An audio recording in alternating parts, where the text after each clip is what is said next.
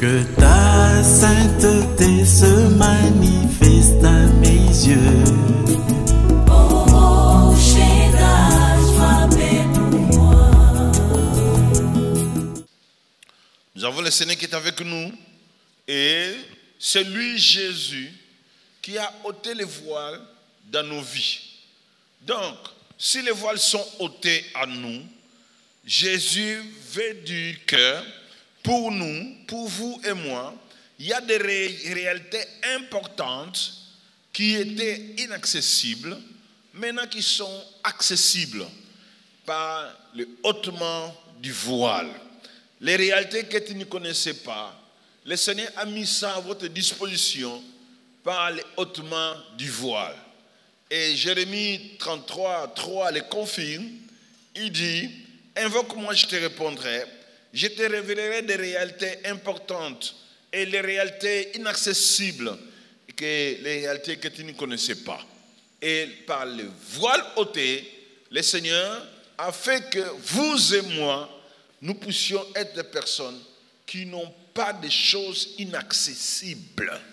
Les choses inaccessibles pour vous durant l'année 2021 n'existeront pas. Dieu fera qu'il puisse te mettre en contact avec toutes ces choses qui paraissent cachées, avec toutes ces choses qui paraissent cachées, que tu ne parviens pas à voir. Cette année, il y a des choses que tu verras qui ne viendront pas de tes efforts, qui ne viendront pas de ta force, qui ne viendront pas de tes moyens, qui ne viendront pas de ton pouvoir, qui ne viendront pas de ta famille, qui ne viendront pas de n'importe qui, mais par Dieu et Dieu seul.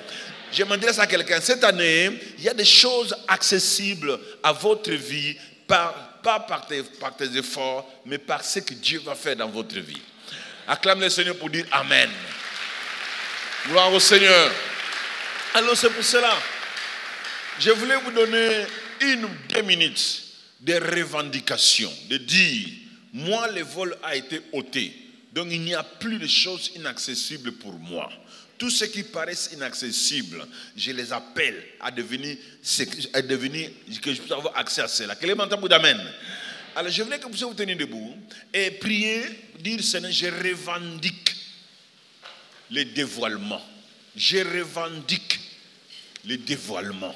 Je revendique que devant moi, les voiles soient ôtés. Les choses cachées disparaissent. Les choses que je ne connaissais pas deviennent des choses que je connaîtrai l'année prochaine, l'année 2021. Si tu es là, Dieu n'exauce pas la prière. Dieu n'exauce pas la prière. Dieu exauce la foi qui prie. Si tu es là, maintenant, élève la main droite. Tu vas maintenant parler, que ta foi va parler. Que ta foi parle. Ta foi va parler. Dites par ta foi, Seigneur, les choses inaccessibles ne sont plus devant ma face. Les choses inaccessibles ne sont plus devant ma face. Ce n'est pas la prière qui compte, c'est la foi qui compte par le nom puissant de Jésus.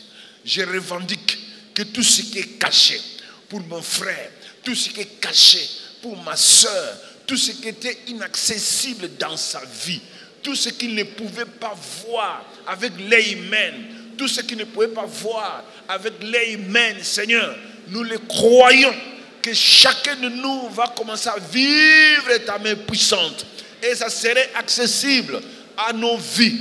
Nous le verrons, Seigneur, par le nom puissant de Jésus. Tout ce qui était inaccessible à la Trinité, cette église de la Trinité a des choses inaccessibles qu'il n'a pas encore saisies. Mon frère a des choses qu'il n'a pas encore saisies. Ma soeur a des choses qu'il n'a pas encore saisies. Moi-même, j'ai des choses que je n'ai pas encore saisies. Cette année nouvelle, Seigneur 2021, c'est l'accessibilité. C'est l'accessibilité. C'est l'accessibilité. C'est les touchables. C'est les palpables. C'est les voir. C'est les vivre. C'est l'expérimenter. C'est les vivre. C'est l'expérience nouvelle. Au nom puissant de Jésus.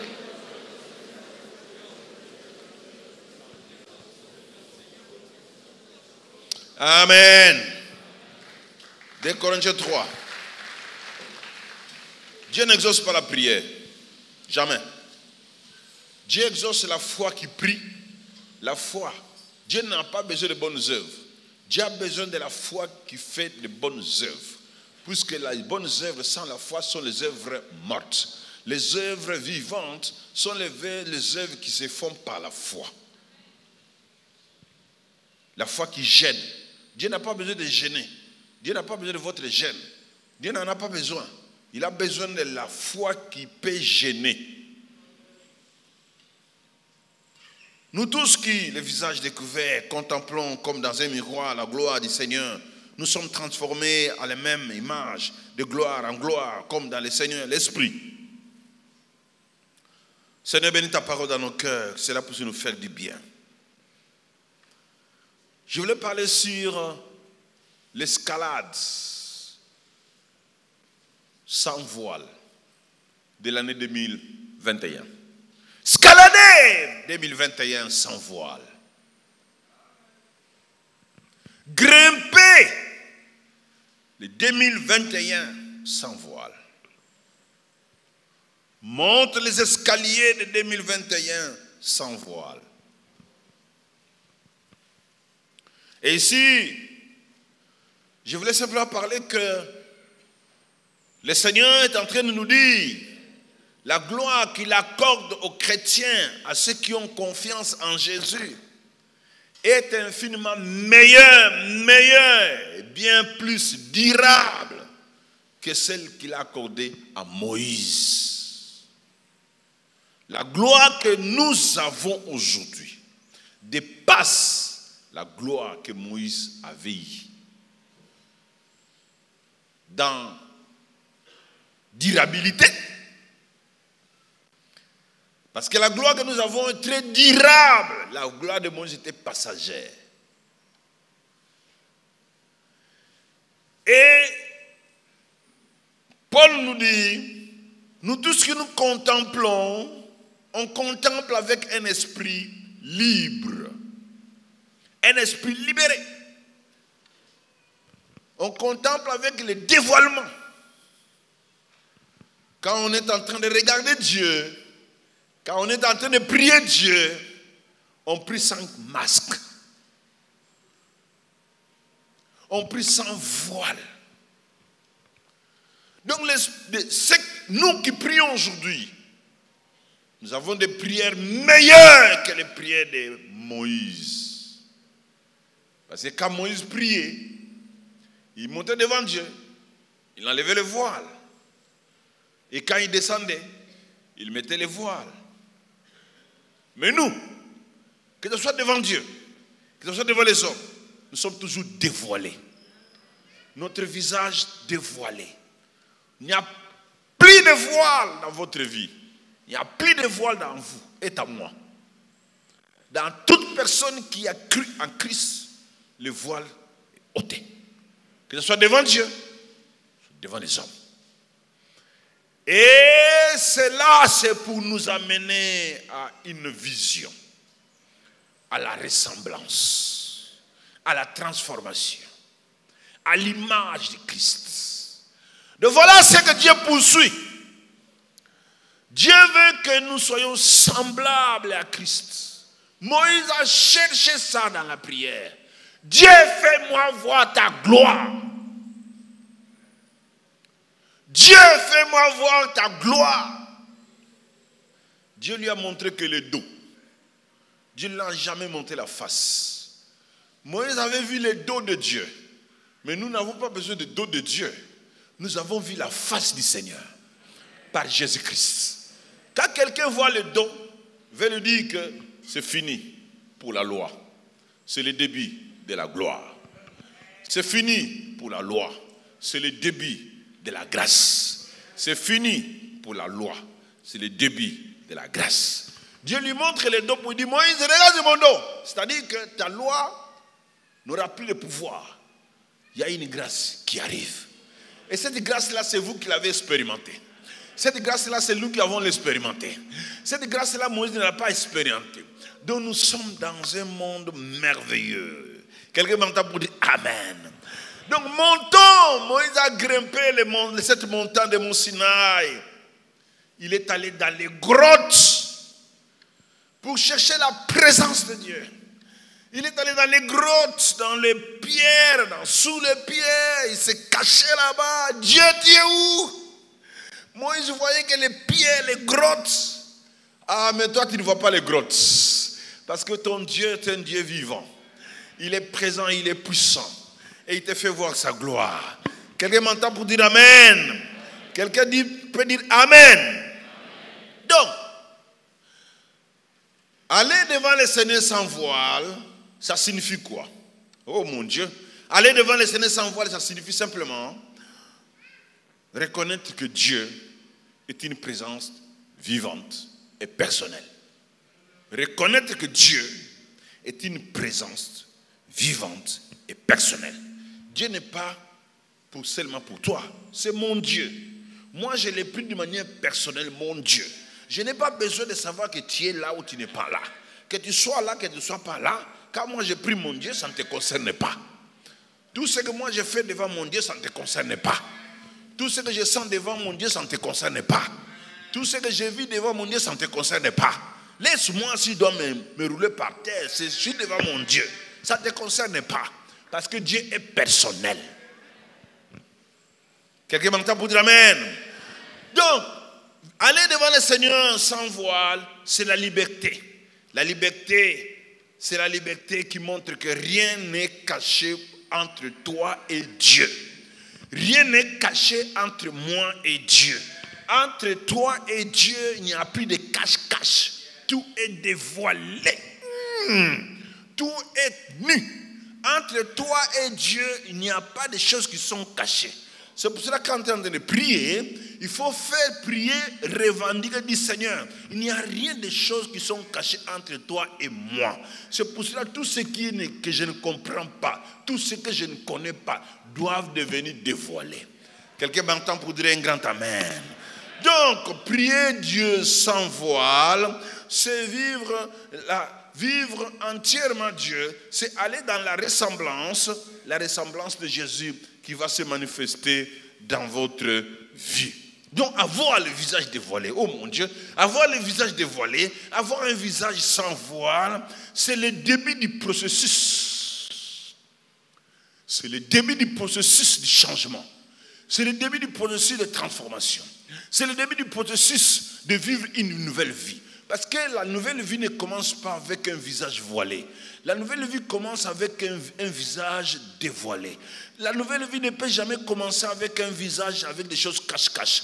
Quand vous avez des choses cache-cache en vous, la nouvelle vie n'est pas encore arrivée. La nouvelle vie arrive dans la vie des personnes qui n'ont pas de choses cachées entre eux et Dieu. Ces gens-là vivront la nouvelle vie. Quelqu'un m'entend pour dire Amen. Donc l'obtention de la gloire de Dieu exige un visage découvert. Exige un visage découvert devant Dieu, devant les hommes. Découvert devant Dieu, devant les hommes. Découvert devant Dieu, devant les hommes. Si tu n'as pas un visage découvert devant Dieu, devant les hommes, tu ne verras jamais la gloire de Dieu. Tu ne verras jamais la gloire de Dieu. Si tu n'as pas un tel visage, tu ne verras jamais la gloire de Dieu. La gloire de Dieu vient dans la vie de ceux qui ont un visage découvert devant Dieu et devant les hommes. Amen. Moïse a grimpé sur la montagne. Il est allé dans les grottes. Il a fait tout. Il s'est battu pour obtenir la liberté des enfants d'Israël. Et il a enlevé le voile. Il s'est dévoilé. Il a obtenu quoi? La loi. Quand Moïse a prié, frère, la prière, quand vous priez avec un visage découvert, il y a toujours des résultats. Moïse a obtenu la loi. Il a obtenu des choses éphémères. Il a obtenu des choses passagères. Mais vous et moi, quand nous venons au Seigneur avec un visage dévoilé, nous n'obtenons pas les choses passagères. Nous obtenons la ressemblance. Nous obtenons la ressemblance. Nous reflétons. Il y a un reflet entre vous et Jésus. Il y a un reflet.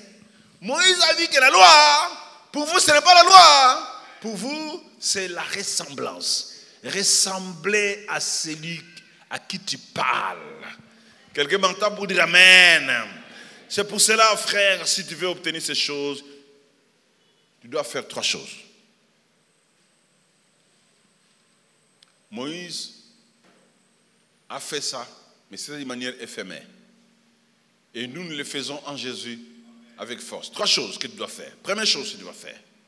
Rencontre Dieu Christ. Fais la rencontre de Dieu Christ. Fais un effort de rencontrer le Dieu Christ. Et demeure dans ce Dieu Christ. Quand tu le rencontres, le Dieu Christ reste avec lui. Que rien ne te sépare avec le Dieu Christ. La deuxième chose que tu dois faire, si tu veux vivre une vie avec un visage découvert devant Dieu, devant les hommes, et à obtenir la ressemblance, et à obtenir les reflets, et à obtenir tous ces avantages, il faut avoir la vision de cette gloire. Cette gloire a une vision. Et troisièmement, engage la foi. Dieu n'a pas besoin de votre présence à l'église sans foi. Venir à l'église sans foi, ça ne sert à rien. Il ne faut même pas venir si tu n'as pas la foi à l'église. Venir prier sans confiance, ça ne sert à rien. Engage ta foi. Celui qui ne veut pas engager sa foi, sa prière ne servira à rien. Celui qui ne veut pas engager sa foi, ses offrandes, ses dîmes, ses œuvres, ses bonnes œuvres sont des choses mortes. Engage ta foi. Quelqu'un m'entend pour dire amen? Engage quoi? Pourquoi rencontrer Christ? On doit rencontrer Christ pour que tu puisses obtenir la gloire de Dieu. Parce que Christ est le Dieu révélé. Parce que Christ est le Dieu qu'on peut toucher. Dieu est invisible. Personne ne peut voir Dieu. Dieu a voulu se faire voir par Jésus-Christ. Christ, c'est celui qui est venu avec une vie abondance, qui est venu avec la grâce. Moïse est venu avec la loi. Si tu continues à marcher avec Moïse la loi, tu ne verras pas la gloire de Dieu. Pourquoi rencontrer Christ? Oh frère, Moïse a vu que le dos. Tu n'as pas besoin de voir le dos de Moïse, le dos de Dieu. Moïse a vu que le dos de Dieu, mais Dieu te donne quelque chose de plus meilleur. Au lieu de le dos, tu veux qu'il puisse voir sa face en Jésus-Christ. Quelqu'un m'entend pour dire amen? Donc, vous ne pouvez pas voir Dieu en vous attachant à la loi, aux règles, à être quelqu'un de quoi là? De routine. Vous ne pouvez pas être quelqu'un routinier de la prière. Si tu vis dans la vie de routine, dans la prière, tu ne verras pas Dieu. Changez les routines, changez les coutumes, changez les traditions, changez le mode de vie, changez tout ce que tu vis là. Quand vous allez changer votre mode de vie de la prière, vous verrez Dieu. Quand vous allez changer les coutumes de lire la Bible, vous le verrez Dieu. Quand vous allez changer la manière de marcher avec Dieu, vous le verrez. Même si vous êtes dans la tradition, tu es habitué à voir Dieu, tu es habitué à prier comme ça, tu vas à l'église comme ça. Tu es là. Voilà maintenant il faut accepter Jésus. Parce que quand vous acceptez Jésus qui est enseignant de sauveur, lui va enlever les voiles et vous allez commencer à voir très clair. Donc rencontrer Jésus-Christ, c'est si important. Amen. Amen. Pourquoi? Parce que plus que nous voyons, plus nous devenons. Dites avec moi, plus que je vois, plus je deviendrai. Donc vous allez devenir ce que vous allez voir. Plus que vous voyez, plus que vous verrez, plus que vous deviendrez. Vous ne pouvez jamais devenir ce que vous n'avez jamais vu. Pourquoi le visage dévoilé? Le visage dévoilé me permet de voir. Plus je commencerai à voir, plus je commencerai à devenir ce que j'ai vu. Acclame le Seigneur.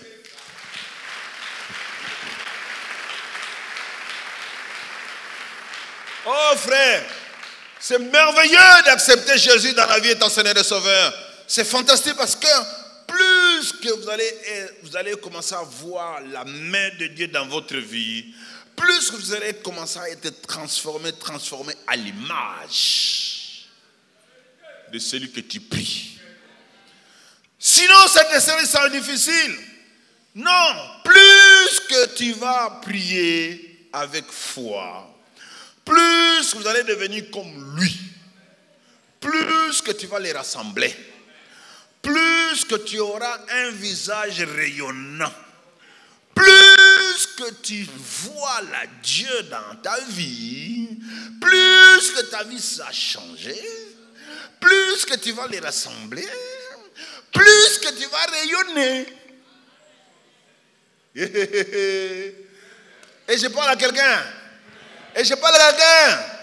Voilà, Dieu veut que nous puissions rassembler. Écoutez, la Bible dit, nous sommes transformés à la même image. Nous sommes transformés à la même image.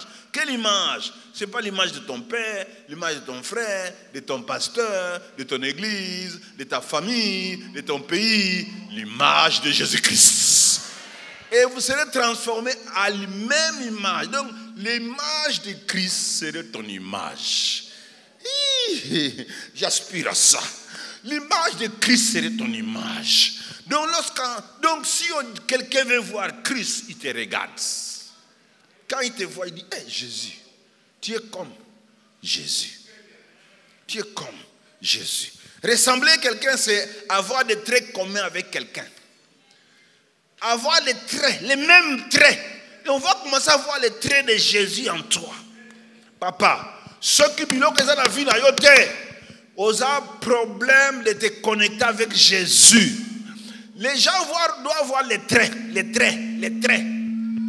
de Jésus dans ta vie. Quelqu'un m'entend pour dire amen? Ah, toi tu as les traits de ta mère, hein? Toi tu as les traits de ton frère, hein? Pourquoi? Parce que tu les vois régulièrement.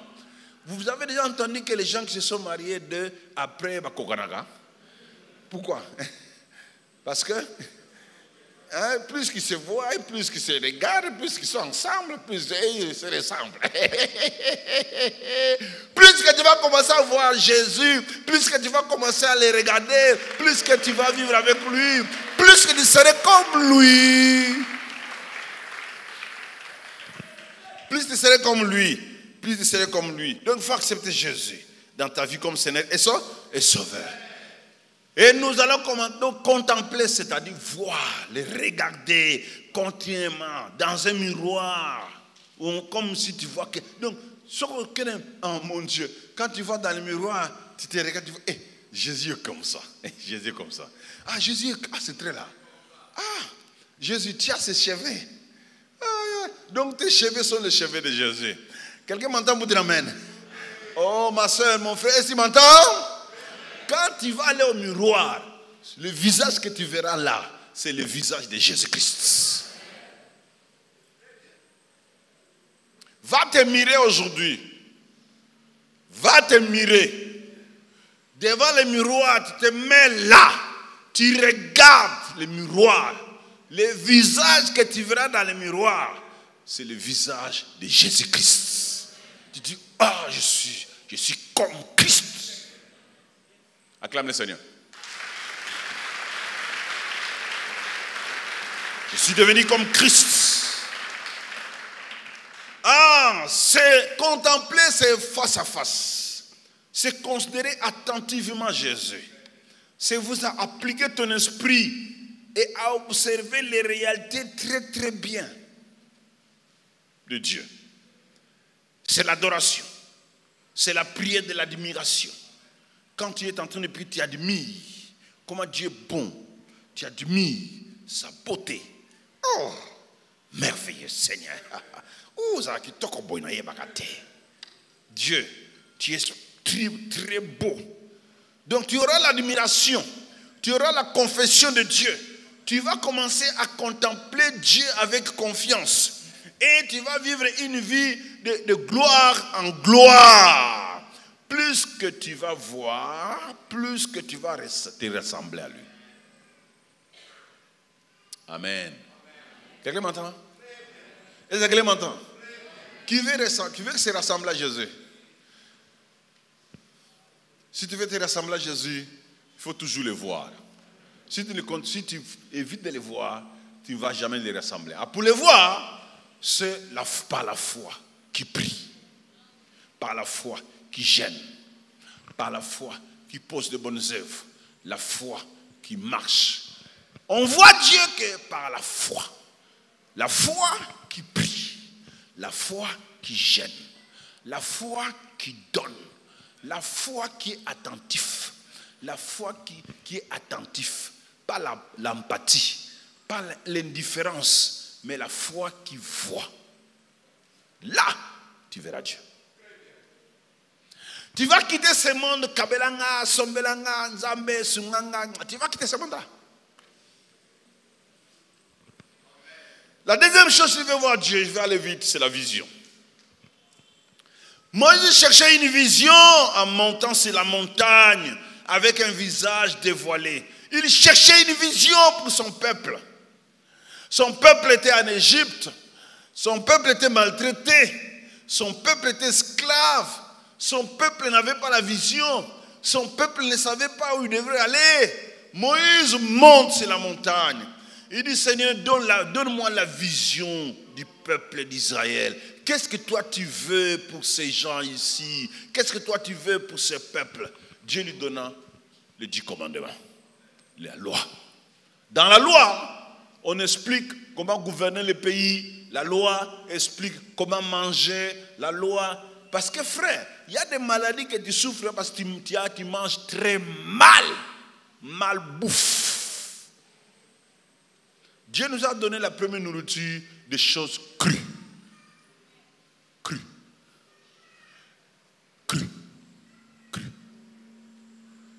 Fais un effort dans ta vie de commencer à manger des choses crues. Les mangues, les oranges, crues. Les feuilles crues. C'est la première nourriture. Il a donné à Moïse la vision, comment gouverner un pays, comment faire ceci, comment juger les gens, comment faire ça. Toute une vision claire que Dieu a donnée à Moïse dans la loi. Dans la loi. Dieu lui a donné la manière que son peuple devait marcher. Mais nous, en acceptant Jésus-Christ étant Seigneur et Sauveur, frère, par la foi, nous avons une vision. Quelqu'un m'entend pour dire Amen. Tu dois avoir une vision. Tu dois avoir une vision pour marcher avec Dieu. Si tu n'as pas une vision pour marcher avec Dieu, tu ne sauras pas. Nous marchons avec Dieu par vision, par ce que je vise. Dieu m'a montré des choses que je ferai dans la vie. Quand je marche avec Dieu, je marche par vision. Je ne marche pas comme quelqu'un qui... Non. J'ai un chemin que j'ai en train de poursuivre. Et cette vision, ça s'appelle les rassemblances à Christ. Dieu a envoyé Jésus pour te sauver dans un seul objectif, pas pour acheter des maisons. Acclame le Seigneur. Aïe.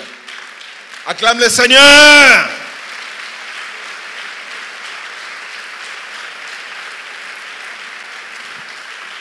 Dieu.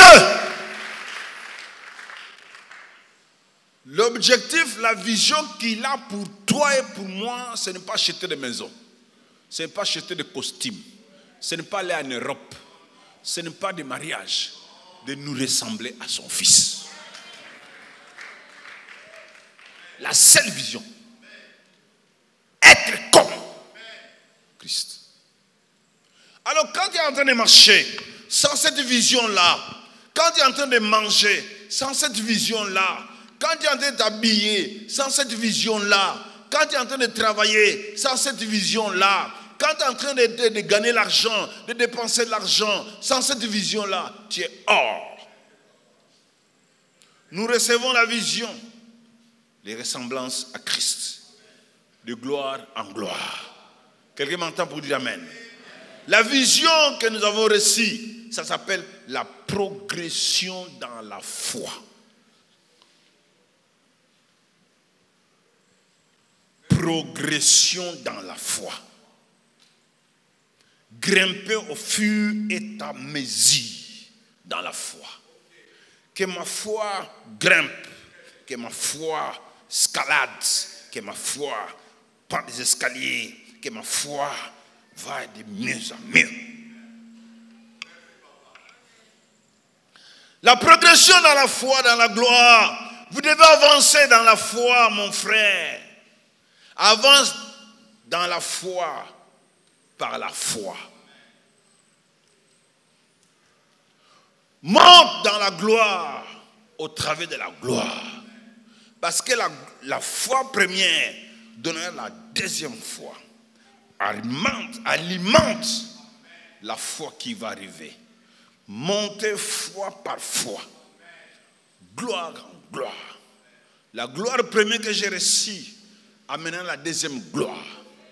Quelqu'un m'entend pour dire amen? Amen, la deuxième gloire. C'est ça la vision. C'est cette vision-là qui motive la foi d'une personne. La vision qui me motive d'aller à l'église, voir Jésus. La vision qui me motive à lire la Bible, c'est ressembler à Christ. La vision qui me motive à donner ma dîme et mes offrandes, c'est ressembler à Christ. La vision qui me pousse à gêner, c'est ressembler à Christ. La vision qui me pousse à me mettre à genoux, c'est être comme.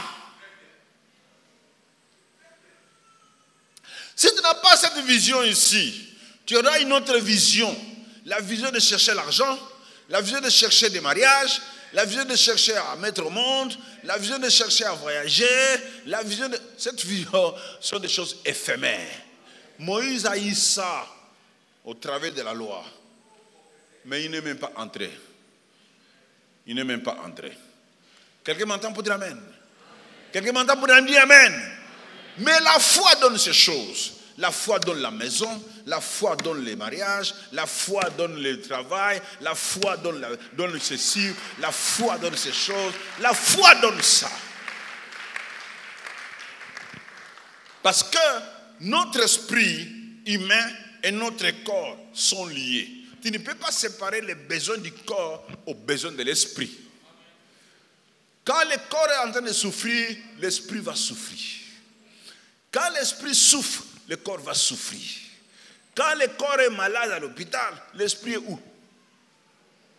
Malade, c'est à l'hôpital, non? Hein? Oh.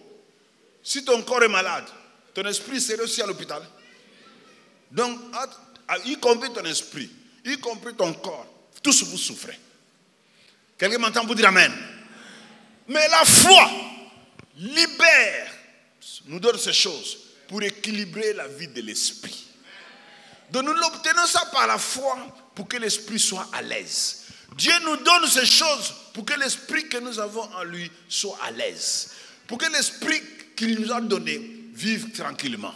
Voilà pourquoi il nous guérisse. Voilà pourquoi il nous donne de l'argent.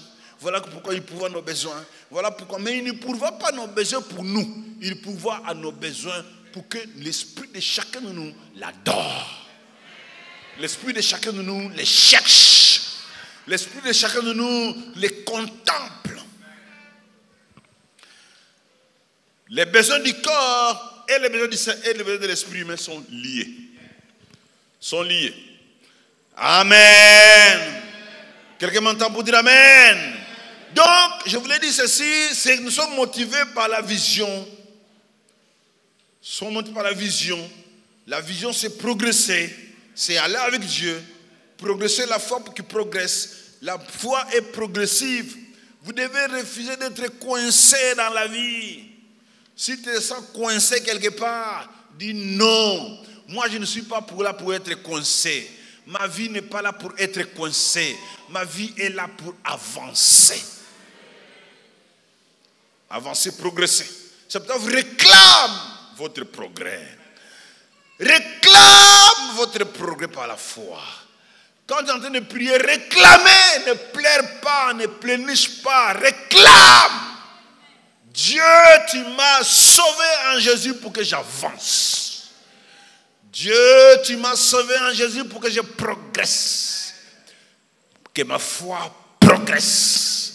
Parce que quand la foi voit quelque chose aujourd'hui, cette foi-là va te faire t'aider à voir une autre chose. Ça va te permettre d'avoir une autre chose. Ça va te permettre d'expérimenter une autre chose. Ça va t'expérimenter. Plus que tu expérimentes, plus que tu les ressembles. Acclame le Seigneur.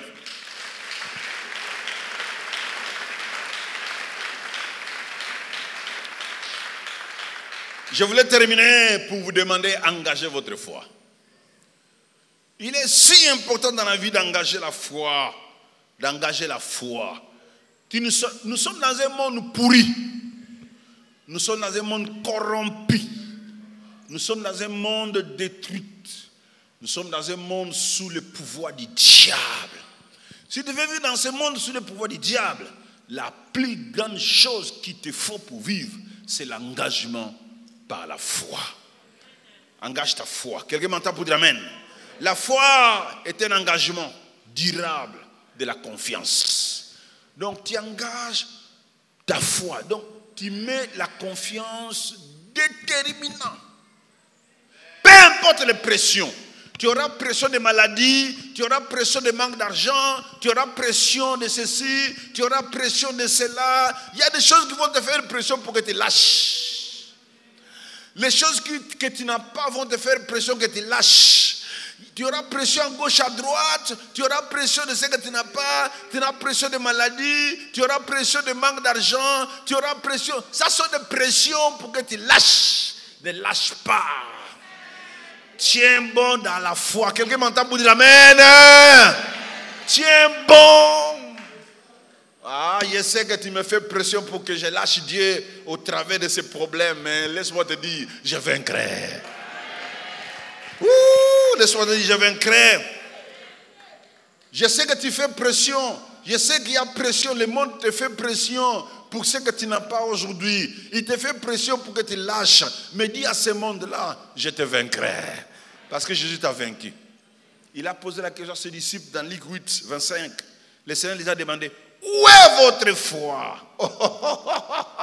Où est votre foi? Ils étaient en face de difficultés, ils étaient en face de problèmes, ils étaient en face de choses qui les tourmentaient. Oh, ça sont des pressions, des intimidations. Ne lâche pas. Toi, tu es une personne qui vit sans voile. Tu es là pour voir des choses de gloire et en gloire. Ne lâche pas. Jésus fait appel à l'engagement de la foi. Chacun doit engager sa foi. Aujourd'hui, plusieurs ont la foi, mais ne l'exécutent pas. Tel que vous. Vous avez la foi, vous êtes incapable de l'exécuter. De le mettre devant les situations, devant les circonstances. Tu es en face d'une situation, au lieu d'exercer la foi, tu es en face d'une maladie, tu es en face de manque d'argent, tu es en face de difficultés telles, le manque de travail, manque de mariage. Au lieu d'exercer la foi, tu pléniches, tu changes les églises, tu vas à gauche, à droite. Ce n'est pas le changement de l'église qui va t'aider. Ce qui va t'aider, c'est engage ta foi. Engage ta foi. Quelqu'un m'entend pour dire amen? Donc il est possible d'avoir la foi sans l'utiliser. Et le laisser endormir. C'est possible. Sachant que la foi ne fonctionne pas automatiquement. La foi ne fonctionne pas automatiquement. Que automatiquement ta foi va agir. Non. La foi doit être engagée. Quelqu'un m'entend pour dire amen. La foi a besoin de s'impliquer. Implique ta foi avec une action, avec un acte. Devant des situations difficiles, pose un acte contraire à la situation.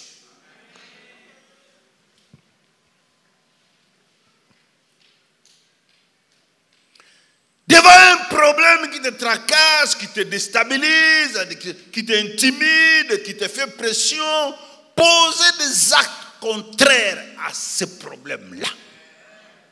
Dis à ce problème, tu t'es trompé. Tu es venu en retard. Ça fait longtemps que j'ai dit la solution à toi. J'étais déjà vaincu depuis longtemps. Je te dis problème. Moi, j'ai eu déjà la solution avant que tu viennes me visiter. Laisse-moi te dire, je te vaincrai. La solution va s'accomplir. Alléluia. Engage la foi. C'est quoi? C'est démasquer les problèmes. Mettre un problème à nu. C'est dévoiler les difficultés. Quand les difficultés les dévoilent, problème, je te dévoile que tu es nu, que tu es nul, que tu es sans force, que tu es sans pouvoir, sans autorité, à cause de Jésus-Christ que je contemple jour et nuit. Alléluia! Engage la foi. Ne pense pas qu'engager la foi, c'est venir seulement à l'église. Hein? Ah, moi je pars à l'église pour qu'on voit que j'ai la foi. Tika makabwana. Tika. Tu peux commencer à venir à l'église sans foi. Venir à l'église, ce ne signifie pas qu'on a la foi en Dieu. Tu peux venir à l'église pour plaire à quelqu'un, à ton mari, à ta femme, à ton père, à ton frère, à venir chercher une fille. Ça, c'est pas ça la foi. Pour venir chercher une opportunité. Il y a un frère là-bas, si il me voit de temps en temps à l'église, il peut m'engager. Ah, tu t'es détruit. Ce n'est pas ça. On vient à l'église parce qu'on veut démasquer les problèmes. On veut rendre les problèmes nus. On veut dire à chaque difficulté, j'étais déjà vaincu par Jésus que je contemple jour et nuit. Quelqu'un m'entend pour dire Amen. Engage la foi. La foi ne doit pas être cachée. La foi doit être visible. Tu dois être audacieux. Tu dois être courageux. Devant les maladies, sois courageux. Devant les manques d'argent, soyez courageux. Devant les difficultés, soyez courageux. Ne montrez pas le visage d'un homme abattu. Non! J'ai un problème, oui, j'en ai. Mais je ne peux pas faire voir ça à n'importe qui que j'ai un problème.